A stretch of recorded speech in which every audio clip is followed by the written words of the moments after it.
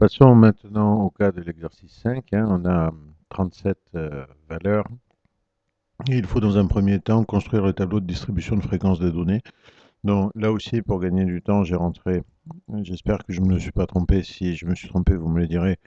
J'ai rentré les valeurs dans la calculette, hein, dans les 37 valeurs, hein. Première question qu'on peut se poser, c'est combien de classes, hein. Alors je vais dans Menu, Run Math, et je vais utiliser la règle de Sturge. Donc c'est 1 plus 3,3 fois log décimal de 37. 6 classes. Revenons aux valeurs, hein. Alors, grosso modo, les valeurs vont entre 0 et 4,4, c'est-à-dire que si je fais un intervalle de classe à 0,8, j'irai entre 0 et 4,8, ce qui est une bonne chose. On va rester sur cette base. Alors, comment procéder? D'abord, je vais faire le dessin et à partir de l'histogramme dessiné, je vais obtenir les fréquences comme dans l'exercice précédent. Graphe 1, 7. Alors, excusez-moi, j'ai été un peu vite en besogne. Excusez-moi, les valeurs étaient dans la liste 10. Et voilà. Donc, 7. Le diagramme n'est pas de type scatter, c'est un histogramme. Et les valeurs sont dans la liste 10. Chaque valeur compte pour elle-même, ce sont des données brutes. Je reviens en arrière, graphe 1 pour faire le dessin. Et là, on a dit qu'on irait de 0,8 en 0,8. Exe, bien, j'ai un histogramme qui se dessine avec une classe essentiellement qui est représentée.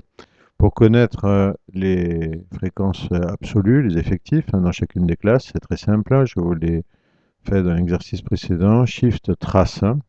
On a une petite flèche. Non, ça c'est rien, c'est un mail qui vient d'arriver, ne vous inquiétez pas. Donc on a nos différentes classes ici représentées. La première c'est 0 à 0,8. J'ai 3 individus, je le note. La deuxième de 0,8 à 1,6, 26 individus. Puis dans la classe suivante 6, 1, 0 et 1. J'ai noté tout ça.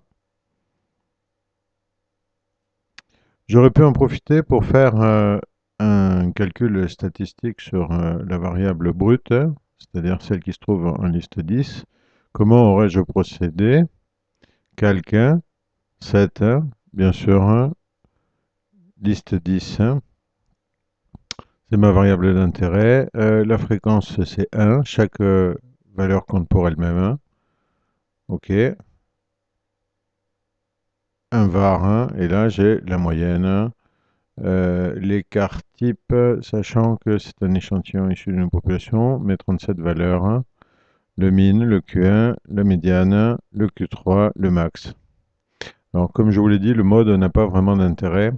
Le mode s'obtient à partir des données classées. Je reviens en arrière. En fait, pour gagner du temps, j'ai pris ici l'intervalle, le centre de chacune des classes dans la liste 14 et l'effectif dans la ligne 15. Donc, si je veux maintenant faire des statistiques sur les données classées, comment vais-je procéder? C'est très simple. Donc, souvenons-nous que la X-list, c'est la 14 et l'effectif, la 15. 7. Ici, ligne X-list, liste 14. Effectif, liste 15. Hop, je reviens en arrière. Un var, et là encore, il me donne les paramètres de position, la moyenne de dispersion, l'écart type. Vous noterez que les valeurs sont légèrement différentes. Pourquoi? Parce que les données classées correspondent à un appauvrissement par rapport aux données brutes. Ok, j'aurais pu aussi utiliser la fonction que je vous ai montée dans l'exercice précédent, c'est-à-dire calculer le cumulé et éventuellement le cumulé en pourcent, vous verrez pourquoi. Euh, D'accord, je me mets sur option, liste. Hop, j'avance ici un petit peu à droite. Cumule.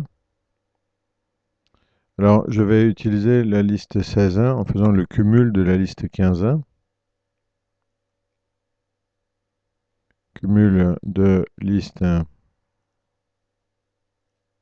15.